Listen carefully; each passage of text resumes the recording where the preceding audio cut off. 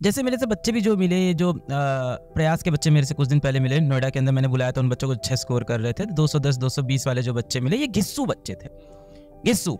तो इनसे जब मैंने पूछा कि कितना टाइम पढ़ते हैं, तो उन्होंने कहा पूरे टाइम पढ़ते हैं और कुछ नहीं करते हैं। और अभी क्या होता है, बच्चा बहुत लोगों से इन्फ्लुएंस हो जाता है कि सिर्फ 4 घंटे में पढ़ के ये हो जाएगा, सिर्फ 6 महीने की तैयारी में ऐसा हो जाएगा, 3 महीने की तैयारी में सिर्फ ये टॉपिक। एक तो यूट्यूब पे, मतलब पर्टिकुलर नहीं कर रहा हूँ मैं, तो वैरिड यूट्यूब पे इतने लोगों को देखता हूँ कि ये टॉपिक्स आप सिर्फ पढ़ लो तो इससे स्कोर हो जाएगा, इन सब में ज्यादा बह जाता है। उन 5 बच्चों से मैंने पूछा कि आप यूट्यूब पे किसको फॉलो करते, तो उन्होंने बोला कि सर हम यूट्यूब नहीं चलाते हैं पूरी तरह से, हम सिर्फ बैच से पढ़ते हैं और मटेरियल सॉल्व करते हैं। और उनको बड़ी खुशी होती है जिस दिन बैच में कोई टीचर डांट देता है। वो ये भी कह रहे थे कि जब सर लोग डांटते हैं ना, सर आप सर लोग को बोलो और डाटा करें बैच में, तो हम लोग को अब यूट्यूब पे क्या होता है, डांटने हटने की आप लोग की क्लिप निकल जाती है, वायरल हो जाती है, तो जो नहीं जानता आपका हार्डवर्क वो जज करता है उस क्लिप पे। तो वो बच्चे कहते हैं सर हमारे लिए तो बहुत जरूरी है। तो मुझे लगता है कि हमने जो सिस्टम बनाया है, जहाँ टीचर जाके क्लास में कभी डांटता है बच्चे को, थोड़ा सा कई बुरे शब्द भी बोल देता है, वो भी जरूरी है जर्नी के अंदर। मतलब कोई भी ऐसा कोच आप देख लो, आर्मी के कोच देख लो, आप जूडो कराटे कोच देख लो, जहाँ भी आप बहुत हाई स्किल ट्रेनिंग कर रहे हो, जहाँ आपको बहुत बड़ा कॉम्पिटिशन बीट करना है, वहाँ पे स्ट्रिक्टनेस तो जरूरी है, डिसिप्लिन तो जरूरी है, और वो हमारे बैचेस के अंदर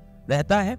और वो बच्चे यही, मतलब मेरा कहने का मतलब यही था कि मैं बड़ा एवरेज बच्चा रहा हूँ और मैंने कभी, मेरे लिए कभी कोई हैक काम नहीं किया है। मेरे लिए क्या काम किया है, यूट्यूब ही देख लो ना आप, 2014 से वीडियो डाल रहे थे यार, 2014 से 20 में जाके ऐप लॉन्च हुआ। आज देखो कोई आता है, एक दिन वीडियो डाला, अगले दिन ऐप लॉन्च, कोर्स बिक रहे, तो मेरे को उसमें भी समय लगा। I was always an average kid, अभी भी मैं एवरेज इंसान हूँ, पर एक एवरेज इंसान अगर मेहनत करता है तो पॉसिबिलिटी है चीजें सही हो जाने की। मैं बस ये समझा रहा हूँ। तो आप डिसहार्टन मत होना बेटा कि मेरा ओवरऑल IQ कम है, या मेरे को फिजिक्स कम आता है, मेरे को मैथ्स कम आता है। जो झाड़ू बच्चे ही प्रयास से रिजल्ट लेके आते हैं, 220 230 नंबर लेके आते हैं, बस बशर्ते आप बैच में जो जो कहा गया है वो फॉलो करें और उसके बाहर बिल्कुल ना भागे, इन्फ्लुएंस में ना आए। एक जो जनरली मैंने फेस किया सर पिछले साल, जो बच्चे जिनका स्कोर 100 बिलो है और वो जो प्रयास में आते हैं, उनके साथ का इशू मैं आपको बता देता हूँ। वो क्या देखते हैं ना, उनका टारगेट रहता है सर मुझे इस बार एडवांस निकालना है। ठीक है, अच्छी बात है कि आपने एक अच्छा टारगेट लिया है और आप उसके लिए मेहनत करना चाहते हो, लेकिन प्रॉब्लम क्या होती है ना, वो इतनी जल्दी डिमोटिवेट होते हैं क्योंकि क्वेश्चन जेईई मेंस के वो फोकस नहीं कर रहे। ठीक है, क्योंकि उनका टारगेट बना हुआ है कि मेरे को बड़ा टारगेट इस साल अचीव करना है, तो वो जेईई मेंस पे फोकस नहीं कर रहे। और हम लोग क्लास में जब बोल रहे होते हैं ना कि भाई पहला जेईई मेंस ही आएगा तेरा, उसमें एक बार तो अच्छा NIT पा ले और फिर उसके लिए फिर अपनी तैयारी साइड बाय साइड एडवांस की भी चला। लेकिन वो जो बच्चे ना जो 100 बिलो है, उनका मेरे को आप ही लोगों से सोल्यूशन चाहिए।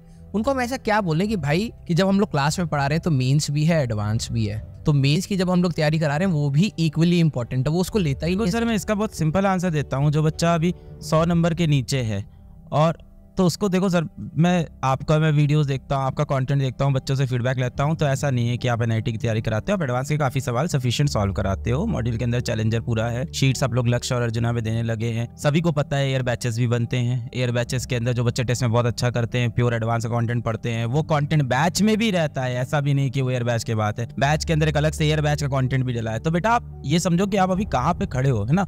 मतलब सीढ़ी तो आप स्टेप बाय स्टेप ही चलोगे ना, आप कूद के तो नहीं चढ़ जाओगे, तो उसको आपको स्टेप बाय स्टेप ही चलना होगा। और अगर आपको लगता है कि हाँ यार मेरे को एडवांस ही पकड़ना है सीधा, मेरे को मेन सॉल्व ही नहीं करना है, तो आप देख लो यार एयर बैच का कंटेंट आपके बैच के अंदर है, आप एक दिन देख लो आप कहाँ पे हो। अपने आप आपको देखो, ये सब कहने की बात है, आपको मन में हर इंसान को पता होता है कि उसकी एक्चुअल स्थिति क्या है, हर इंसान को पता है। तो आप किसी भ्रम में मत रहना। वो एक दिन आप एडवांस कंटेंट देखते हो, आपको समझ में आता है कि यार अभी तो ये पल्ले ही नहीं पड़ रहा है, दिक्कत क्या है, बेसिक्स ही नहीं पढ़ा, दिक्कत क्या है, लेक्चर ही नहीं देखा है।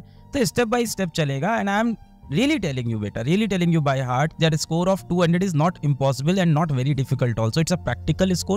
200 220 you can score from प्रयास बैच। बस आपको सारी चीजें फॉलो करनी होगी। सोचो जो कोचिंग वाले पिछले 20-20 साल से ये पढ़ा रहे हैं, उनके आंसर्स आपस में नहीं मैच कर रहे हैं, तो ऑब्वियस सी बात है कि